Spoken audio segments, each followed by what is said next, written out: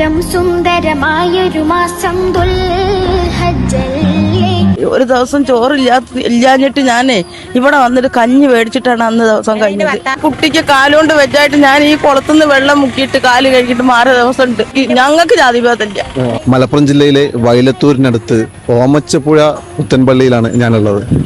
കാതങ്ങൾ താണ്ടി ചെന്നോരും കാബക്ക് പരിസരമുള്ളോരും അറബികൾ അജമികളെല്ലാരും കറുത്തവർ വെളുത്തവർ പല പേരും. ഒരു ദിവസം നമ്മൾ എത്ര കഞ്ഞി വെക്കുന്നത്? 600 kg വെക്കുന്നുണ്ട്. ശനി ഞായറുണ്ടെങ്കിൽ 650-700 kg വരെ പോകും.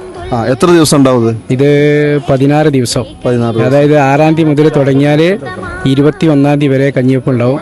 22-ാം തീയതി നമ്മളെ സമാപനം കുറിച്ചിട്ടുള്ള ഇറച്ചിയും പത്തിയും വിതരണം നേർച്ച 22-ാം തീയതിയാണ്. ഈ മാസം 22-ന് തിങ്കളാഴ്ചയാണ് നമ്മളെ വലിയ നേർച്ച വരുന്നത്.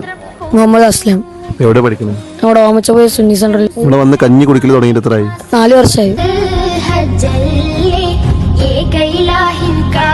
കേരളത്തിന്റെ എല്ലാ ജില്ലകളിൽ നിന്നും ജാതിമത ഭേദമില്ലാതെ ഓമച്ചപ്പുഴ പുത്തമ്പള്ളി മക്കാമിലേക്കും ഈ കഞ്ഞി വിതരണത്തിലേക്കും വലിയ നേർച്ചയിലേക്കും ഒരുപാട് ആളുകളാണ് എത്താറുള്ളത്. മനോഹര മന്ത്രം